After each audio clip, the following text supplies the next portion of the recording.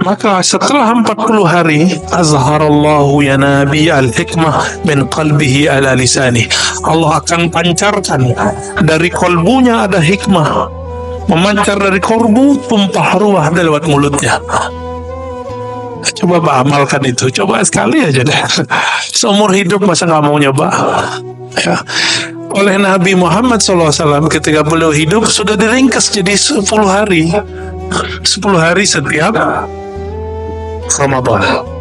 Kalau sanggup kita 40 hari, efeknya hampir lebih dahsyat 40 hari itu.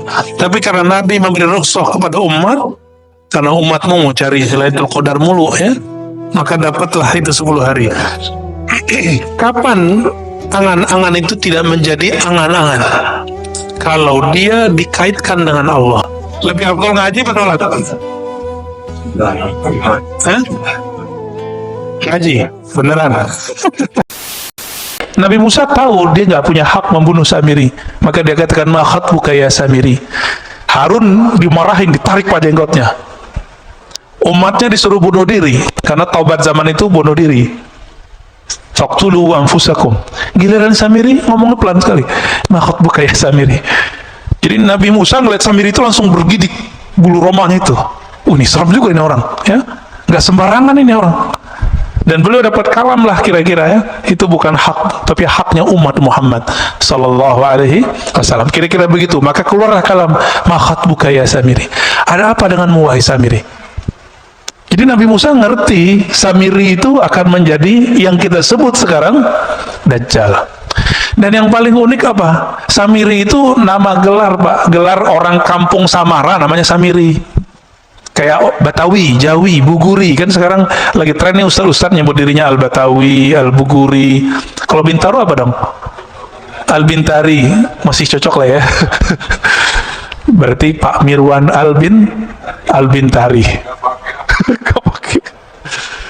Terbiri-biri Samiri lagi ya. Ini nama kecilnya siapa? Nama kecilnya sama dengan Nabi Musa. Musa. Tapi binnya beda. Bin Sam'un. Sam'un inilah yang bersekutu dengan iblis karena istrinya mandul. Dia juga mandul. Orang kalau ditanya mulu kan kesel, Pak. Nggak bisa bikin anak inti gitu ya. Kesel dia ya, bertahun-tahun dibilang mandul. Akhirnya dia kesel, bersekutulah dan dia dapat kalam. Apa kata kalam ini? Kamu lakukanlah hubungan suami istri di kuil setan. Ada patung-patung di situ. Dia buat kerjaan suami istri di situ. Jadi anak siapa tuh? Anak iblis, anak setan. Nah, ini Pak. Maka nanti yang membunuh, yang gorok Samiri siapa?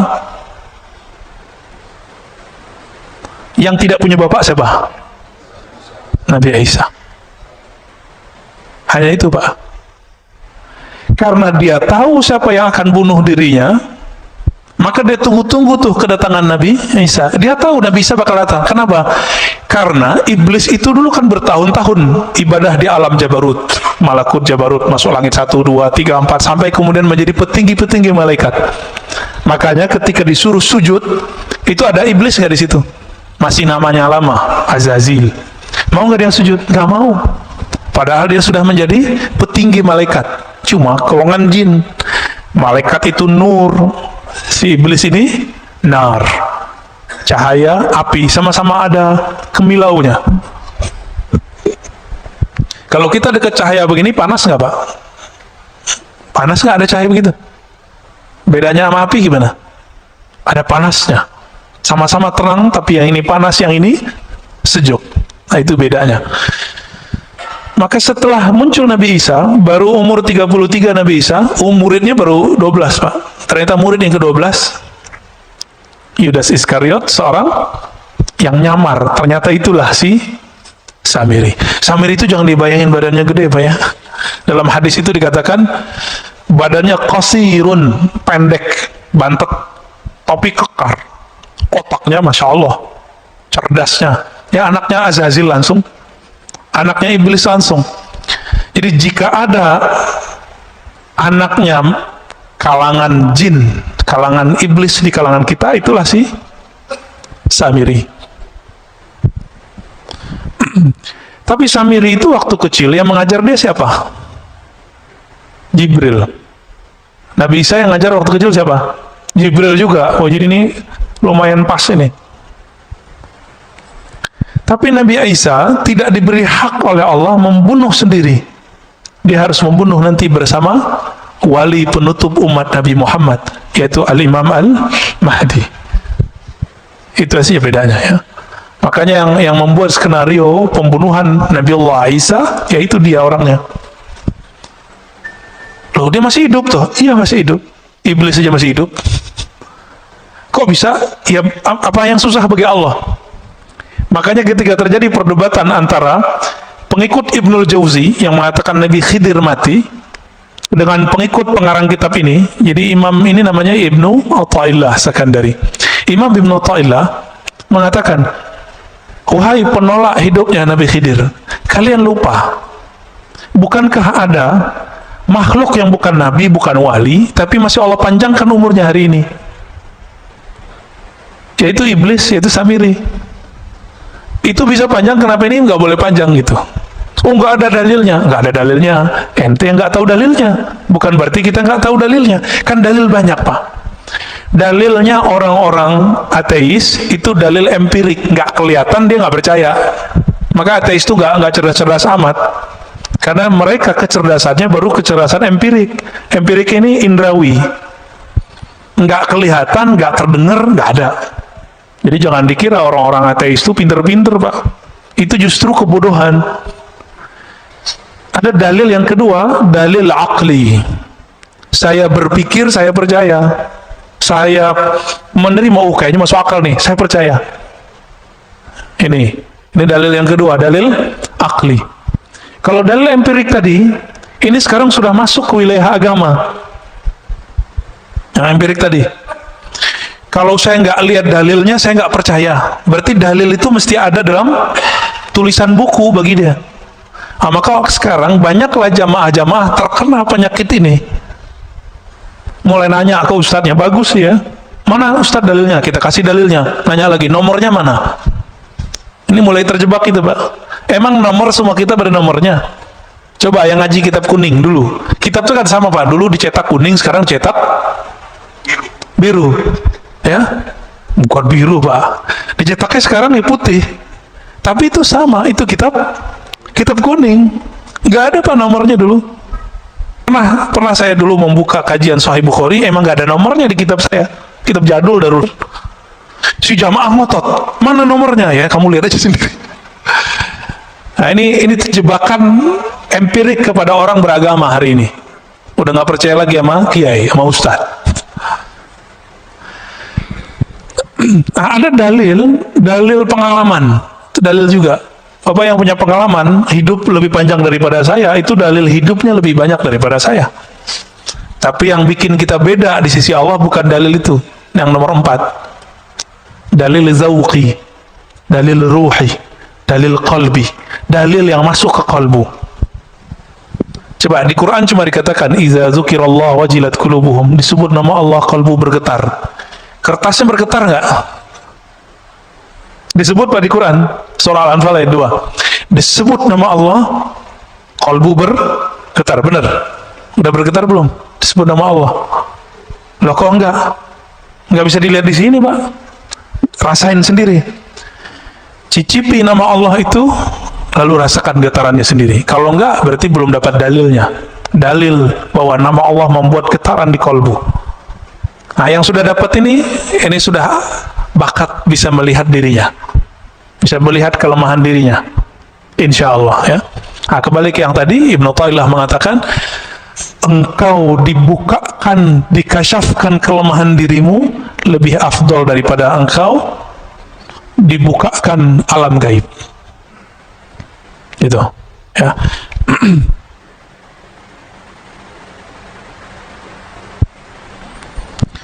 Supaya kita bisa melihat diri sendiri, gimana caranya? Supaya kita tidak terhijab oleh diri kita sendiri.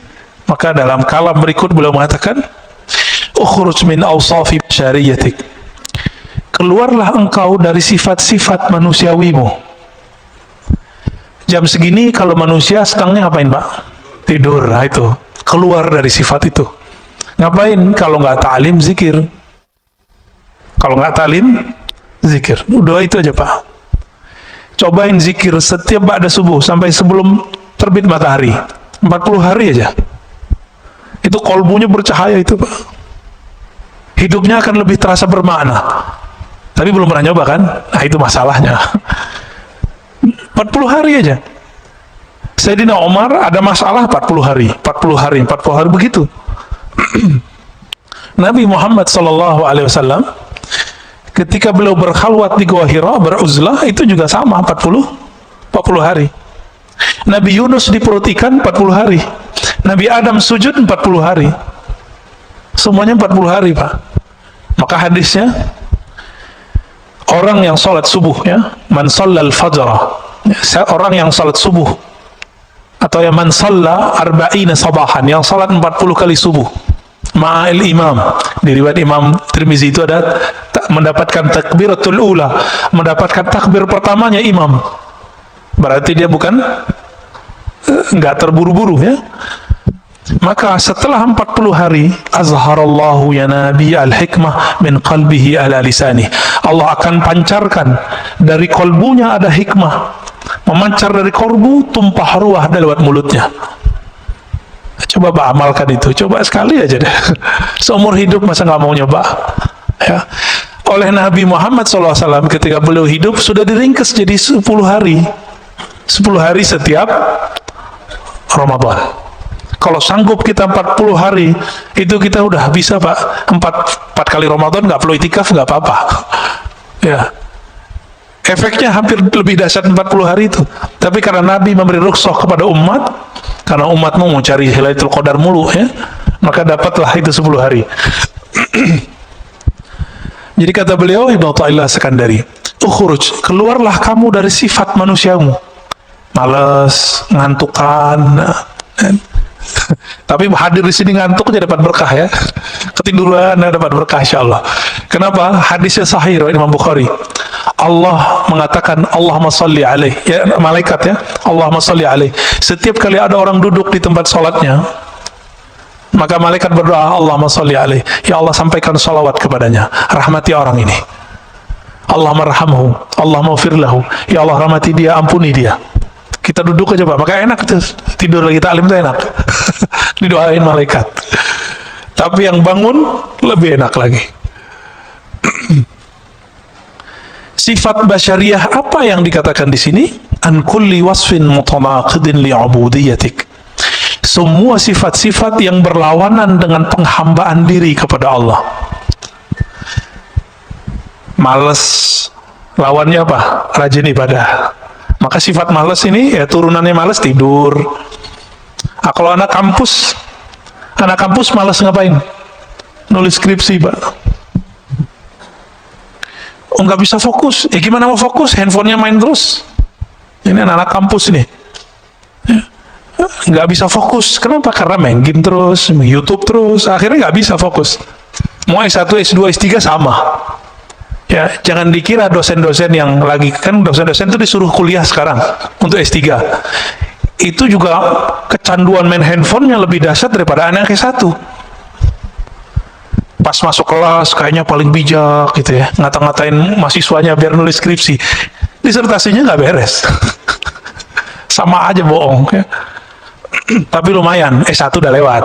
Ya, lumayan kan? Supaya apa? Supaya apa kita melawan sifat-sifat yang berlawanan dengan ubudiyah itu? Linida'il haqqi mujiban. Supaya kita mampu menjawab panggilan Allah Subhanahu wa ta'ala.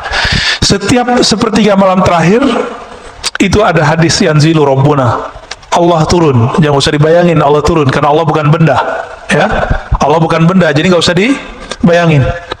Lalu Allah berfirman, adakah yang bertobat, aku akan terima. Adakah yang minta hajatnya, aku akan tunaikan. Adakah yang minta perlindungan, aku akan beri. Jadi nggak usah ke dukun Pak ya. Dukun tertinggi itu ya sepertiga malam terakhir itu. Nggak usah jauh-jauh. Cuma karena kita tidak mau mengikuti jalur ini, maka kita menjadi budak selain Allah Subhanahu wa ta'ala. Wa min hadratihi qariba. Dan kehadirannya Allah terasa dekat. Kenapa sepertiga malam terakhir itu spesial? Karena di saat itu tidak ada gelombang suara dari yang lain. Orang nggak tertarik Pak mau buka handphone, kecuali yang lagi riak. Tahajud yuk, dalam hatinya tuh terbersit tuh. Terbersit, coba aja cek sendiri ya. Ayo bangun tahajud. Itu setan ngomong Pak, karena setan ada dalam diri kita. Ayo bangunin orang, biar kelihatan kalau kamu udah bangun. Terbersit tuh, hati-hati. Ya, maka sebelum pasang-pasang status baca ta'awuz dulu. A'udzubillahi minasyaitonirrajim. Aku berlindung dari setan yang terkutuk. Baru Pak bangunin orang. Main bangunin aja ya. Belum juga sholat, baru bangun doang ya. Nah, ini saya lihat di grup-grup WA lagi ramai itu Pak ya, terutama yang baru-baru gabung. Yang reuni-reuni ya, grup-grup macam-macam lah. Nah, setan masuk juga. Setan nggak bisa main WA Pak, tapi bisa main WA kita. Bagian terakhir ya, aslu kulli ma'asiyatin wa ghaflatin wa syahwatin ar-ridha 'anil nafs. Kenapa ada maksiat? Kenapa ada kelalaian? Kenapa ada kita ini mengikuti hawa nafsu? Apa jawaban beliau? Pokok penyebabnya adalah satu, ar-ridha 'anil nafs. Kita meridhoi kehendak diri, kehendak nafs, hawa nafsu. Contohnya nih, kalau melihat yang bening-bening itu nafs bukan? Benar ya? Kita membiarkan mata kita terpapar Pak. Ya sama aja, mau ustadz ke ustadz sama aja, pendeta nggak pendeta sama Pak, biksu nggak biksu sama, mau dia vegetarian, mau dia makan daging sama. Jadi jangan dikira orang vegetarian nafsunya rendah, enggak. Orang nggak bernafsu yang nggak makan. Yang nggak makan gimana tuh? Ya puasa terus dia tiap hari. Tapi tunggu dulu, kalau puasanya puasa Daud, itu nafsunya masih bisa besar Pak. Makanya Nabiullah Daud istrinya 100. Gundiknya kita nggak tahu berapa. Kan raja. Istri resminya berapa? 100. Budak-budaknya lebih banyak. Nabiullah Daud. Itu puasa Daud loh. Jadi beberapa kiai di Jawa itu menemukan ternyata obat kuat alami itu namanya puasa Daud. Jadi kalau cuma puasa Daud itu bukan melemahkan syahwat, justru syahwatnya tambah kenceng ntar. Ya. Nabi Daud karena tahu dia tambah kenceng, ini ya nikah lagi. Coba kita kan di Indonesia susah mau nikah lagi Pak. Curhat curcol ya. Itu Pak Mirwan tuh yang curcol tuh, bukan saya ya. Orang itu pikirnya gini, kalau kiai ya, ustadz kalau nikah lagi kan ustadz suci. Lah ustadz suci dari mana? Seharusnya ustadz lebih mampu menjaga syahwatnya. Justru itu salah. Imam Asyuti melihat kenapa ya para nabi ini banyak istri. Imam Asyuti mengatakan dalam syarah beliau dalam hadis Nasai, karena para nabi itu beban rohaninya berat Pak. Dan pengalaman rohaninya jika itu datang, yang mampu menawar rasa itu cuma menikah. Nabi Muhammad itu seharusnya kan boleh nikah 100 Nabi Muhammad, tapi beliau mendiskon dirinya sendiri. Seharusnya beliau boleh menikah seperti Nabi Sulaiman 400 Pak, istrinya Nabi Sulaiman. Hadisnya sahih itu, ada di hadis sahih, ada di Bible. Jadi yang coba ngejek-ngejek Nabi Muhammad, kasih tahu aja, Solomon istrinya 400, gundingnya 600. Ya. Kenapa begitu? Karena ketika orang mendapatkan pengalaman rohani, itu namanya ahwal. Itu gejolak dalam dirinya, itu hanya bisa ditawar, bisa diredam cuma dengan menikah. Itu sebabnya para nabi itu istrinya banyak. Loh, kok begitu Ustaz? Ya memang begitu, mau gimana lagi? Ini mohon maaf. Kenapa di surga yang disebut selalu hurul ain, al-hurul ain, hurul ain, bidadari, bidadari, bidadari. Mohon maaf ya. Kenapa? Ya bukan. Kalau Quran turun di Arab, ya bukan Pak. Quran turun di bumi, sama. Mau di Arab, mau di mana, sama. Pak Mirwan ditaruh gadis depan masih minat loh. Walaupun sudah umur berapa? 6-7 masih minat itu. Tuh tandanya. Kalau kuat kan nggak tutup mata. Kenapa? Iming-imingan surga itu selalu bidadari. Syahwat kan urusannya. Kenapa ada orang jadi teroris bunuh-bunuhin orang, ketika ditanya, ketika dia gagal, dijawab apa? Saya mau menikahi 72 bidadari. Kita cek hadisnya, hadis Imam Tirmizi, hadisnya sahih Pak. 72 urusan, mohon maaf, urusan syahwat doang dia harus bunuh seorang. Waras gitu? Nggak waras Pak. Maka kadang-kadang orang beragama kalau caranya tidak benar, jadi nggak waras. Otaknya syahwat aja tuh ya, mikirin bidadari yang montok-montok gitu ya. Kenapa? Ternyata di surga itu nikmat paling tinggi itu memandang Allah. Satarawna rabbakum kama tarawna syamsa bila sahab, kama tarawna al-qamar fi lailatul badar. Kamu akan memandang Allah nanti di surga seperti memandang matahari tanpa ada awan, memandang rembulan di bulan purnama, di malam bulan purnama. Dan itu memandangnya lebih nikmat dari semua nikmat seksual. Kita pengen ngurusin mata aja harus kena macet dulu di puncak. Enggak, sekarang diam-diam tuh orang ke puncak ya, biar nggak di swab, nggak antigen, bener nggak? Diam-diam mau ngurusin mata ini doang. Jadi mata ini senang yang indah, dan Allah itu maha indah. Innallaha jamil yuhibbul jamal. Allah itu maha indah. Keindahan Allah Subhanahu wa taala itu tidak bisa diakses oleh sembarang orang. Apalagi yang berharap dapat nikmat syahwat doang di dunia, di akhirat. Maka surga itu ada surga namanya jannatur ru'yah, surga memandang. Itu yang Nabi sebut tadi. Ada jannatus syahwah, jannah surga syahwat. Setiap masa, setiap satu hari, harinya surga berapa hari kita? Alfasanah, 1000 tahun. 1000 tahun kita baru satu hari di Firdaus, surga paling tinggi Pak. Itu mereka setiap hari mampu melihat Allah Subhanahu wa taala, diizinin sekali. Tapi yang di bawah Firdaus, kalau tadi sekali sehari surga, mungkin mereka sekali setahunnya surga. Kalau sekali setahunnya surga dihitung aja Pak, berapa ribu itu? Anggaplah sekali 1000 tahun mereka baru bisa melihat Allah, dan Allah memperlihatkan dirinya sekali. Ketika Allah tidak memperlihatkan dirinya, apa yang terjadi? Mereka mempunyai rasa rindu melihat Allah, musyfiqun ya, rasa takut plus rindu. Rindu, ini murid aja kalau sama guru bisa rindu. Jadi kita punya teman itu pengen sekali ketemu, nggak tahan dia mau ketemu Pak. Ada ya, pengen ketemu gurunya. Oh, kadang jauh-jauh dari mana dia datang. Makanya guru-guru kita, kiai-kiai kita itu, dia punya pesantren di pelosok, muridnya dari mana-mana. Itu kerendian murid pada guru, apalagi Tuhannya guru. Itu lebih dahsyat Pak. Apa yang bisa menawar itu, yang bisa meredam itu semua gejolak itu? Itu hanya nikmat syahwat. Maka dikasihlah 72 bidadari. Itu mah kecil Pak, terlalu sedikit 72 itu ya. Mungkin ada yang dikasih 1000 ntar ya, kan asik tuh. Tapi bisa nggak menawarnya? Dia hanya sesaat. Makanya ahli surga itu nanti mencari ilmu ma'rifatullah lagi kalau dimasuk surga. Mumpung masih di dunia, cari Pak ilmu ma'rifatullah sekarang. Jangan cuma ilmu zahir doang yang dicari. Cari ilmu ma'rifatullah.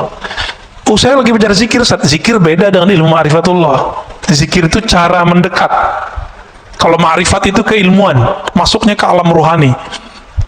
Nah, cari ilmu itu mumpung masih dunia. Tapi hati-hati, sekarang di YouTube banyak yang begitu, gak usah dipercaya ya. Sekarang di YouTube tuh banyak yang ngaku-ngaku kajian-kajian ini, kajian Nur Muhammad, kajian, ada yang benar ada yang enggak Pak ya. Kajian rasa, ijazah zikir, ini di mana-mana. Ini bulan ini memang saya berkali-kali, karena kita dengar, kita lihat ada orang ngamalin ijazah zikir dalam YouTube, sekarang sudah menjadi gila. Gak jelas Pak untuk ujungnya kemana ya. Ada yang udah mati juga ada ya. Nauzubillah min dzalik. Jadi orang waras lebih enak ya. Zikir kalau nggak ketemu sama gurunya nggak usah diamalin. Saya bisa download Ustaz, ya nggak usah, biarin itu. Harus ketemu gurunya dapat ijazahnya. Kalau nggak usah diamalin ya. Udah amalin aja yang dulu dapat. Gimana Pak Mirwan? Udah. Kita tutup dengan kalimat setelahnya, ya. Wa aslu kulli ta'atin wa yaghzatin wa 'iffatin 'adamur ridha minka anha. Adapun ketaatan asalnya bukan pada ridha pada syahwat tadi, tapi kebalikan itu, tidak meridhoi syahwat kita. Jika sepertiga malam terakhir, jangan membiarkan diri tidur. Itu yang dimaksud tidak meridhoi syahwat tidur. Kita makan nih, enak, cukup satu kali nambah lah, jangan terus nambah lagi.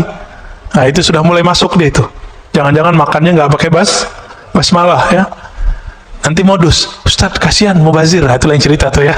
Mubazir kata teman setan, itu lain cerita ntar.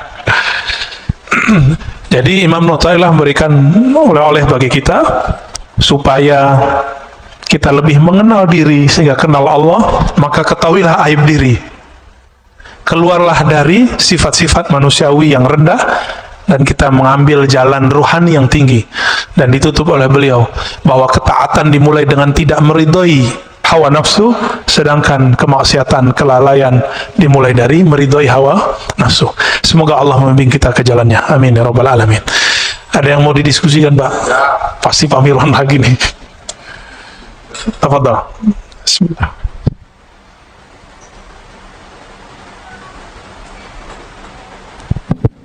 Assalamualaikum warahmatullahi wabarakatuh. Waalaikumsalam warahmatullahi. Tadi dikatakan bahwa Musa Samiri Musa bin Sam'un As-Samiri. Musa Samiri itu sekarang pun sudah ada. Kita semuanya menganggap Musa Samiri itu waktu zaman Nabi Musa aja, habis itu sudah tidak. Kalau itu yang terjadi, berarti Dajjal pun demikian. Dajjal pun dari dulu sampai sekarang nggak ada. Bukan kita menunggu Dajjal. Ya, di Indonesia pun banyak Dajjalnya. Ya, nggak usah saya sebutkan satu-satu, nanti rame. Jadi saya kira ngapain nunggu-nunggu Dajjal datang nanti? Dajjal sekarang aja kita basmi. Demikian, Assalamualaikum warahmatullahi wabarakatuh. Iya, Samiri itu ya Dajjal, Pak. Jadi ada Dajjal yang teri, ada Dajjal yang kubro, yang asli itu Samiri. Sahabat-sahabat Nabi beberapa diizinkan oleh Rasulullah untuk bertemu. Bahkan ada yang dia lagi berlayar terdampar di satu pulau. Itu Tamim Ad-Dari ketemu dengan Dajjal As-Samiri. Satu pulau yang mana kita nggak tahu, Pak. Kan katanya bukan pulau seribu. Apa segitiga Bermuda apa ya? Wallahu a'lam, kita kan nggak ngerti. Itu urusan Allah lah. Ya, jangan berspekulasi. Mungkin itu salah satu pulau-pulaunya, tapi itu bukan satu-satunya. Ya.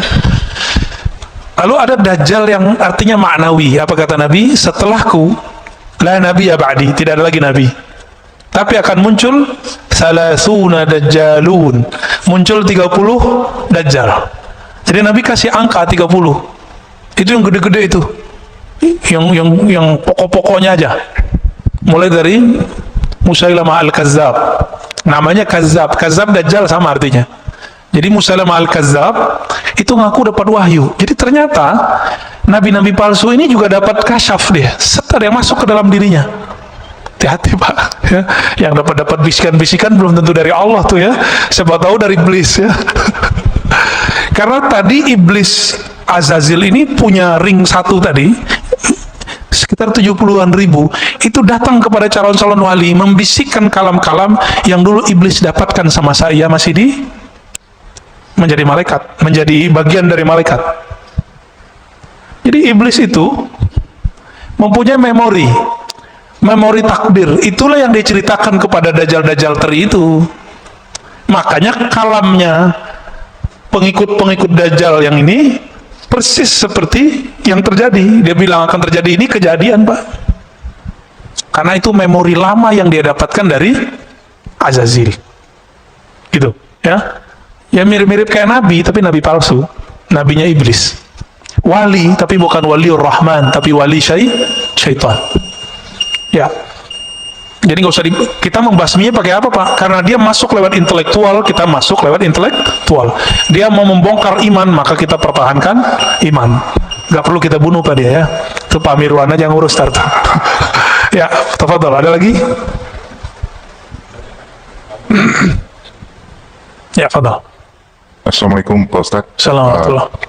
Izin bertanya, mungkin ada kaitan juga dengan topik kita pagi ini, dan di beberapa ceramah Buya yang lain juga pernah disebutkan tentang panjang angan-angan. Itu apakah mudaratnya buat kita? Kemudian juga apa bedanya dengan cita-cita? Apakah boleh kita memiliki cita-cita seperti pengen punya kebun, punya apa, punya lain-lain lah gitu Pak? Mohon penjelasannya Pak. Makasih. Iya, betul. Ini kolbunya nanya ini Pak. Kita punya masalah dalam setiap diri kita, mau dia ustadz, jamaah, kiai, santri, sama. Apa masalah kita? Tulul amal. Tul artinya panjang, amal. Amal itu bahasa Arab pakai hamzah. Secara harfiah artinya itu cita-cita. Secara harfiah. Tapi dalam bahasa Indonesia, cita-cita beda dengan angan. Cita-cita itu sifatnya luhur, sedangkan angan-angan sifatnya belum tentu luhur. Luhur tinggi yang mulia. Kapan angan-angan itu tidak menjadi angan-angan? Kalau dia dikaitkan dengan Allah. Contohnya nih, ya. Saya pengen umroh, angan-angan. Beda nggak dengan saya berniat umroh? Itu beda. Kalau ingin umroh cuma bilang, ya Allah, orang umroh saya kok enak ya, gitu doang, nyesek di badan. Coba kalau bisa umroh, itu angan-angan namanya. Tapi kalau sudah namanya cita-cita, saya mulai nyicil. Karena cita-cita bahasa Indonesia itu sudah ada niat di dalamnya. Niat itu pasti karena Allah, itu bedanya. Jadi ketika dilibatkan Allah di dalamnya, jadi dijadikan Allah sebagai tujuan akhir, maka angan-angan langsung berubah menjadi niat. Langsung berubah jadi niat Pak dia. Bapak niat, misalnya nih, ada di antara antum yang masih ngontrak misalnya. Sedih gitu, ya Allah, ngontrak saya, ya Allah. Kasihan anak-anak rumahnya kecil. Lalu kita berdoa, ya Allah, saya ingin menunaikan kebutuhan anak istriku. Tolong izinkan ya Allah. Lalu orangnya bekerja. Itu baru namanya niat. Kalau angan-angan gimana? Tidur aja Pak. Angan-angan aja. Kalau ada temannya beli rumah, nyesok aja. Orang nyicil rumah, nyicil doang, ngejek ya. Nyicil kan lebih cakep Pak daripada ngontrak. Kalau nyicil, dia nyewa tapi berujung dengan kepemilikan, ya nggak? Kalau nyewa, mau 1000 tahun nyewa, tetap aja nyewa. Nah, itu beda orang berniat dengan orang berangan-angan. Dan tulul amal ini adanya di sini Pak, di fikrah. Sini dia. Ketika tidak dilibatkan kolbu, maka dia menjadi angan-angan. Dan biasanya bikin orangnya suka ngayal, suka melamun. Nah, beda dengan yang berniat. Kalau yang berniat, diamnya berpikir. Kalau yang angan-angan ini, diamnya melayang. Diamnya ngayal aja, gak jelas. Kalau udah ngayal, setan masuk nggak? Masuk. Tapi kalau berpikir, setan susah nembus. Jadi setan tuh nggak bisa nembus orang mikir. Itu hebatnya. Nggak perlu kita sakti untuk melawan setan. Berpikir aja. Nggak masuk ke setan. Abu Bakar karena berpikirnya cepat, dia langsung tahu, kalau Muhammad yang ngomong saya percaya. Itu pikirannya main. Fikrahnya oke. Jadi fikrahnya salim. Jadi nggak tulul amal. Ya. Sayyidina Umar banyak nanya. Tapi setelah fikrahnya selesai, dia pertanyaannya sedikit. Nah ini dia. Jadi boleh nggak kita bercita-cita? Ya harus bercita-cita. Nah cita-cita ini kalau dalam bahasa Arab yang positif itu disebut himmah aliyah. Coba kalau nanti saya mapan, saya akan tahajud setiap malam. Ya, saya akan misalnya bagaimana? Kayak Pak Mirwan nih, jamaah setiap saat. Saya akan tahfiz Quran, itu namanya cita-cita, himmah. Bahasa Arabnya himmah aliyah. Tapi coba cek Pak nanti, kalau dia sudah mapan, dia kerjakan nggak yang dia cita-citakan dulu? Maka di hikam nomor 2, itu disindir orang-orang yang tuh dulu punya cita-cita tinggi, setelah dia mendapatkan kesempatan itu, cita-citanya dia pinggirkan. Ini setan kan nggak diem. Setelah semua cita-cita Bapak terwujudkan, maka dikirimlah handphone ke kita. dikirimlah TV online kepada kita. Apa yang terjadi? Kita bisa duduk di depan TV 2 jam, bisa di depan YouTube 2 jam, tapi tidak bisa zikir 2 jam. Nggak bisa baca Quran 2 jam. Ini tanda-tanda kalau antum tuh perdaya semua. Sama, saya juga begitu. Ya. Kena semua kita ya? Ya, saya juga kena, Pak. Sama-sama kita perbaiki. Ya, ada lagi? Pak, cukup? Cukup lah ya? Oh, masih ada. Ini Ahlul Bait ini. Assalamualaikum Ustaz. Caranya 2, Pak. 1 berguru. Nanti guru itu kasih guidance, kamu amalkan ini. Karena kita percaya sama guru ini, kita tahan, Pak, 2 jam di depan mushaf. Itu 1. Yang kedua, kalau udah berguru, ilmui apa yang diamalkan. Sahabat itu kenapa sanggup zikir dari ba'da subuh sampai zuhur? Itu mereka nggak beranjak. Karena dia tahu rahasia zikir ba'da subuh sampai syuruk, apalagi lanjut gitu. Kayak weekend begini. Katanya kalau sudah papan, pengen di masjid aja. Ya, kena corona, Pak. Intinya masjid apa? Zikir toh. Intinya masjid baca Quran, intinya masjid taklim. Ini taklim bentar aja udah gelisah, ya kan? Udah syuruk nih. Ini cara setan nipu nih, Pak. Hati-hati. Hati-hati di situ. Ya. Nah, tapi yang belum tahu ya nggak apa-apa. Lebih afdal ngaji apa sholat? Hah? Ngaji, beneran. Dulu Imam Malik lagi taklim, azan, kan beliau ngajarnya di Masjid Nabawi, azan, Pak. Tiba-tiba ada seorang murid langsung dikemas tuh kitab-kitabnya, dimasukin ke kopernya lah kalau gitu sekarang. Lalu Imam Malik nanya, bro, ente mau kemana? Mau sholat sunat, Tuan Guru. Apa kata Imam Malik? Oh gitu ya. Menurut kamu lebih afdol berilmu atau sholat sunat? Apa jawaban dia? Bingung juga deh, Pak. Tapi dia pikir-pikir, iya ya, berilmu. Udah, nggak jadi, Pak, datang lagi kitabnya. Masih ingat ada dalil hadis bahwa Allah lebih suka kepada orang alim yang tidur daripada orang yang tidak berpengetahuan lagi sholat. Karena orang yang nggak berpengetahuan sholat, dia merasa dirinya alim, dia merasa dirinya lebih mengerti, dia merasa dirinya suci dengan sholatnya. Coba, Pak, kalau semua orang kayak tadi, wah syuruk nih, pada sholat semua, saya ngomong sendiri dong. Kan kacau itu. Ini akibat ya, akibat kita nggak bisa melempatkan sesuatu pada tempatnya. Cuma 2 kali seminggu kok, sekarang udah dihapus kok yang pagi-pagi yang lainnya kan. Udahlah ya. 3 lagi. Udah, Pak, kalau nggak ada nggak usah ditahan, Pak.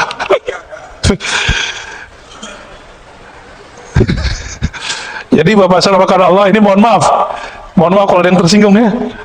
Silakan tersinggung.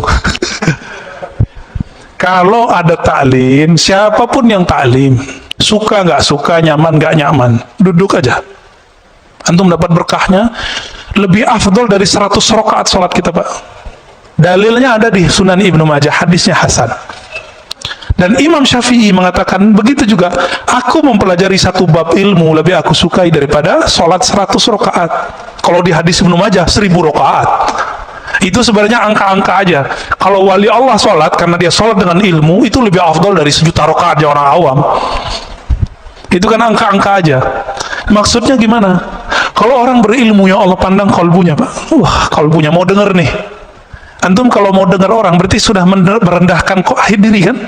Lu tahu, aduh, Allah pandang, Pak. Kalau udah nggak mau denger orang, Allah pandang nggak sholat kita? Nggak dipandang sholat kita. Makanya kalau isya itu ya, kita kalau taklim pada maghrib sampai isya, kita lagi ngaji dia langsung sholat, Pak, masuk. Dia nggak tahu adabnya. Ini kita kasih tahu adabnya. Kalau kita masuk ke satu masjid, orang lagi taklim, cukup istighfar, sholawat, duduk. Istighfar, minta ampun, ya Allah, saya masuk masjidmu tidak sholat. Kenapa? Ilmumu lagi ditebar. Kita minta izin, duduk. Duduk langsung. Itu lebih afdol daripada sholat tahiyatul masjid di 100 masjid. Gitu. Jadi benar, Pak. Ya. Karena yang Allah pandang selalu kolbu, bukan gerak fisik. Innallaha yanzuru ila qulubikum. Allah pandang kolbumu, bukan fisikmu. Dan Allah lebih senang lagi nanti nih, setelah ini Bapak sholat, wah dapat 2 deh, udah dapat ilmu, dapat sholatnya, Allah pandang kalbunya, Allah hargai rokaat-rokaatnya. Semoga kita pagi ini diberkahi oleh Allah. Semoga Allah angkat derajat siapapun yang hadir hari ini. Allah pandang kita meskipun kita tidak beramal banyak. Allahumma rfa' darajatana bi'ilmik. Ya Allah, angkat kalbu kami, hati kami, ruh kami dengan ilmu mengenal Engkau. Rabbana atina fid dunya hasanah wa fil akhirati hasanah wa qina adzabannar. Berikan kami kebahagiaan di dunia ya Allah, dan kebahagiaan memandang-Mu di akhirat ya Allah. Wa sallallahu ala sayyidina Muhammad walhamdulillahi rabbil alamin. Assalamualaikum warahmatullahi wabarakatuh.